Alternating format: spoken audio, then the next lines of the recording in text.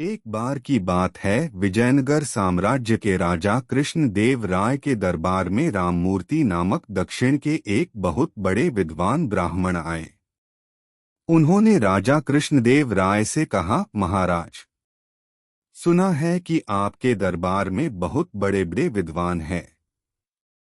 मैं उन्हें विद्वान तभी मानूंगा जब उनमें से कोई यह बता सके कि मेरी मातृभाषा कौन सी है।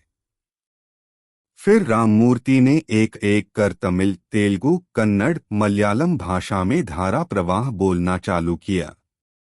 उनकी भाषा सुनकर ऐसा लग रहा था मानो वह जिस भी भाषा में बोलते थे यही उनकी मातृभाषा है।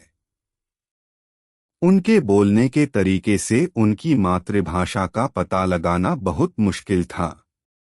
राजा कृष्णदेव राय ने तेनालीराम की ओर देखते हुए कहा, तेनालीराम, क्या अपने दरबार में ऐसा कोई विद्वान है जो इनकी मातृभाषा बतला सके?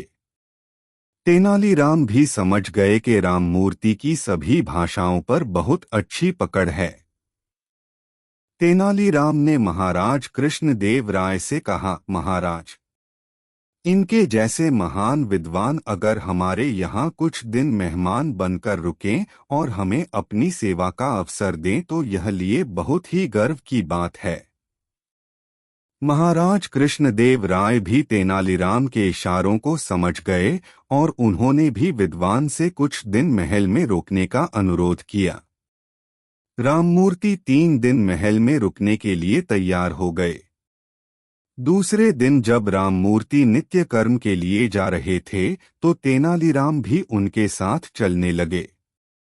रास्ते में एक कांटा राममूर्ति के पैर में चुभ गया और राममूर्ति ने अम्मा अम्मा बोलते हुए अपना पैर पकड़ लिया। तेनालीराम ने राममूर्ति के पैर से कांटा निकला जिससे राममूर्ति को आराम लग गया।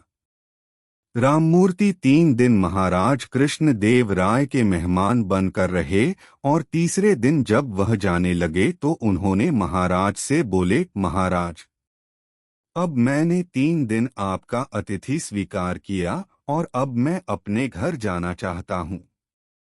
क्या आपके दरबार में कोई विद्वान है जो मेरी मातृभाषा बतला सके? तभी तेनालीराम खड़े हुए और बोले, महाराज, राममूर्ति बहुत बड़े विद्वान हैं और इनकी सभी भाषाओं पर इतनी मजबूत पकड़ है कि यह पता लगाना बहुत कठिन है कि उनकी मातृभाषा कौन सी है, किंतु मैं दावे से कह सकता हूँ कि इनकी मातृभाषा तमिल है। यह सुनकर राममूर्ति बहुत प्रसन्न हुए और तेनालीराम से पूछा, तेनालीराम, तुम्हें कैसे पता चला कि मेरी मातृभाषा तमिल है? तेनालीराम बोले, जब आपके पैर में कांटा चुभा था तब आपके मुख से अम्मा अम्मा शब्द निकले थे। जब व्यक्ति कठिनाई में होता है तो अपने माता पिता या परमेश्वर को याद करता है और वह भी उसकी मातृभाषा में।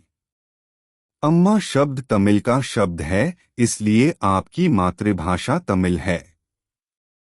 तेनालीराम की बुद्धिमत्ता को देखकर राममूर्ति बहुत प्रसन्न हुए और तेनालीराम की बुद्धिमत्ता की प्रशंसा करते हुए चले गए और राजा कृष्णदेव राय ने प्रसन्न होकर तेनालीराम को ढेर सारे उपहार और सम्मान दिया।